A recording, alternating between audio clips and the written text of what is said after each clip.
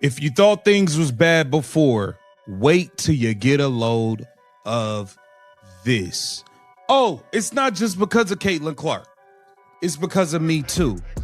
That entire phrase for all WNBA players, all of these up-and-coming prospects. Watch that energy closely. This isn't just commentary. It's the tension right before the receipts hit the table. What he's about to reveal doesn't just challenge the conversation around women's basketball. It completely blows it open. The story that's been pushed for months. The one everyone was told to accept without question. Just collapse in real time. What comes next exposes the biggest lie in the sport right now. And once you see it, there's no unseeing it. So, we've heard for so long now, oh, the Caitlin Clark effect isn't real. Oh, no, it's just, she's not that. It's everybody. Everybody is the reason that the game is growing. It's not just her. We heard the Andrea Carters getting on TV lying to us for God knows how long. Okay? And now the proof is starting to show. So let's talk about what actually happened. Because while everyone was busy insisting it wasn't just Caitlin Clark and crediting a long list of players, the numbers were quietly telling a very different story. Now that Caitlin has been out of college basketball for 2 years, the truth is showing itself in real time. Here's what nobody wanted to admit. March 2024 was an anomaly.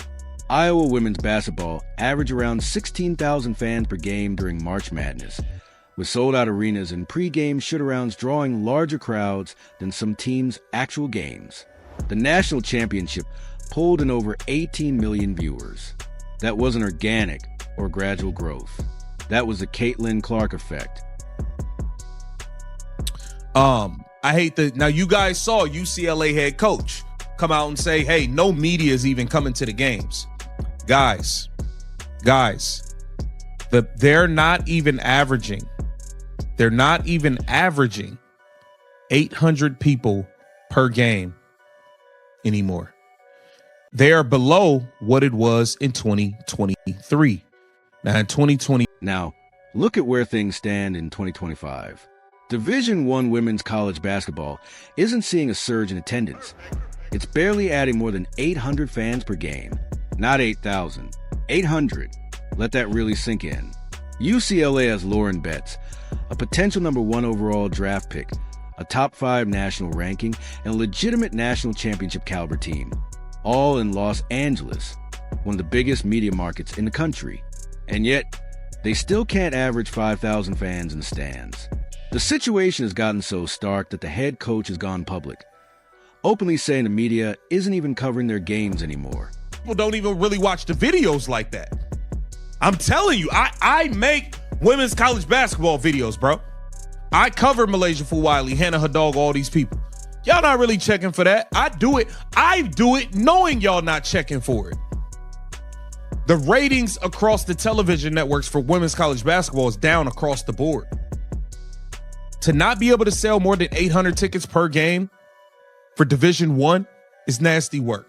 It's nasty. And it gets worse because this isn't just about attendance. It's about the entire ecosystem that was supposed to sustain itself after Caitlin left. Remember all those think pieces claiming women's basketball had finally broken through, that the sport had reached a permanent tipping point and would never slide back? That narrative is falling apart. Television ratings for women's college basketball are down across every major network. ESPN, Fox Sports, CBS, all of them seeing significant declines compared to last season. These aren't minor dips either.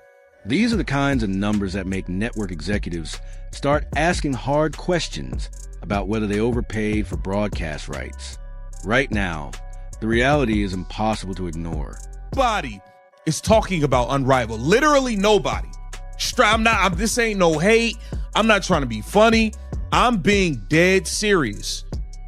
The engagement for Unrivaled is low. Nobody cares. I'm just saying what it is. People are not interested.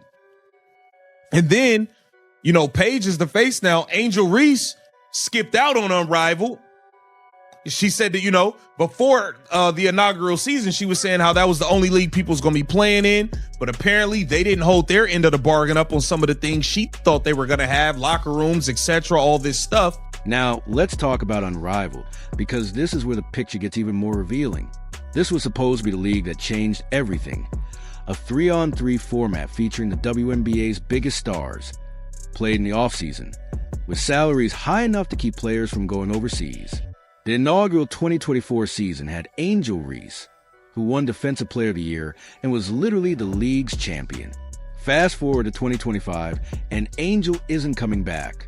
Sabrina Ionescu, one of the most marketable players in women's basketball, isn't returning either.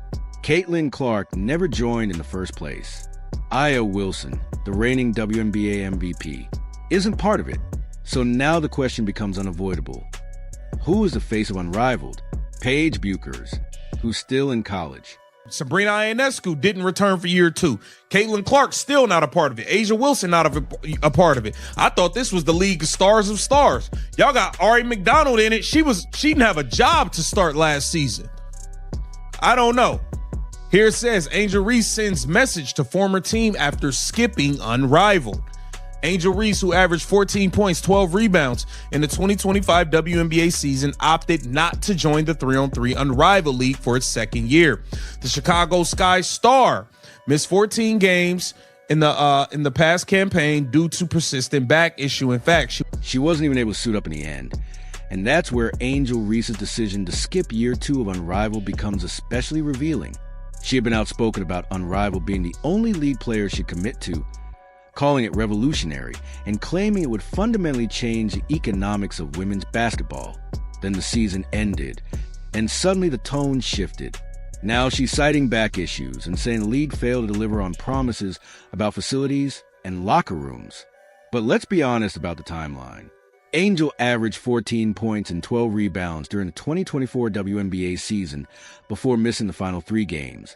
And that back injury conveniently surfaced right after her suspension by the Chicago Sky, a suspension she was clearly unhappy about. At the time, everyone understood it as a protest, not a medical issue. So when injury becomes the explanation for skipping Unrivaled, it naturally raises questions about what really went wrong behind the scenes. He was also part of the inaugural Unrivaled champions, Rose BC. On Saturday, Rose BC commented on Reese's post about her outfit while attending an Orlando Magic game. For those unaware, the Sky forward has been rumored to be dating big man Wendell Carter Jr. Blah, blah, yeah.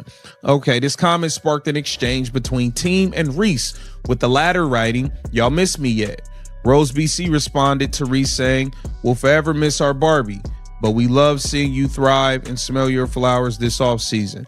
Despite skipping Unrivaled's 2026 campaign, and the engagement numbers for Unrivaled tell the real story, one that almost nobody wants to talk about. Look at the social media metrics, the YouTube views, the Twitter engagement. It's crickets compared to what the league was hoping for. They're promoting players like Ray McDonald, who couldn't even secure a roster spot at the start of last WNBA season. That's not a knock on her talent, but it's also not the kind of star power that drives mass viewership. And before anyone tries to frame this as hate or an attempt to tear down women's basketball, it's not. These are just facts, observable, measurable realities that show exactly what happens when you remove Caitlin Clark from the equation.